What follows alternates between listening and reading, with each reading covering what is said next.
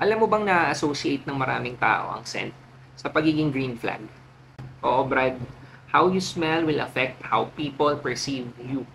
Amoy responsable, amoy malinis, o amoy boyfriend material.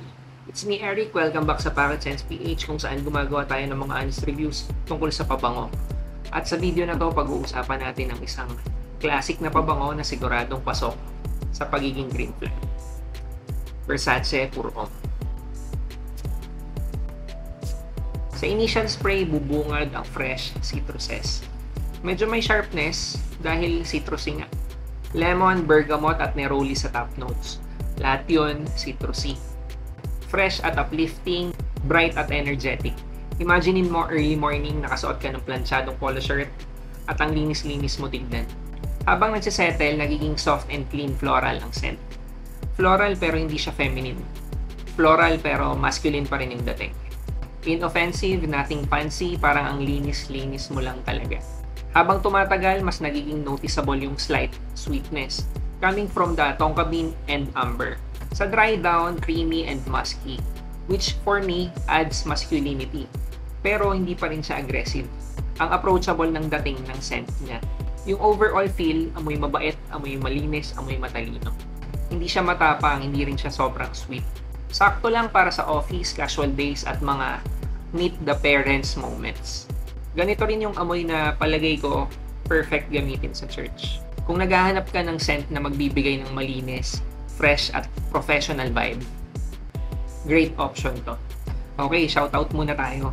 Hindi ko mababati agad lahat kaya pumili muna ako ng tatlo. Jonalyn De Jesus, RJ Ledesma at Alex Donato.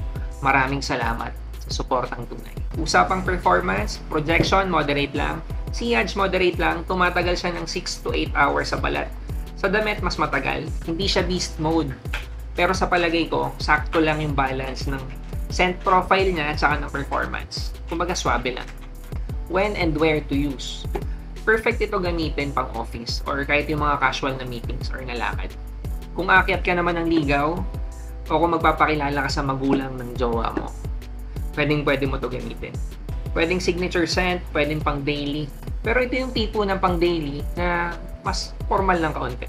Age suitability, high school pataas. Good boy scent siya kaya tingin ko kahit na teenager or high school pwede. Or kahit batang 90s ka or kahit batang 80s ka pa. Sa palagay ko mag-work pa rin to para sa'yo. Final words, Versace Pour Homme is a great go-to fragrance para sa mga tao na hindi mahilig sa malalakas na pabango or yung mga loud na fragrances. Bagay siya sa mga tao na gustong mag-iwan ng lasting impression kahit hindi nagsusumigaw yung suot na pabango. Kung gusto mo mag-iwan ng impression na fresh, professional at responsible ka sa araw-araw, subukan mong gamitin to. Green flag. Kung naghahanap ka naman ng similar vibe pero gusto mo mas casual, subukan mo to. Versace man o fresh.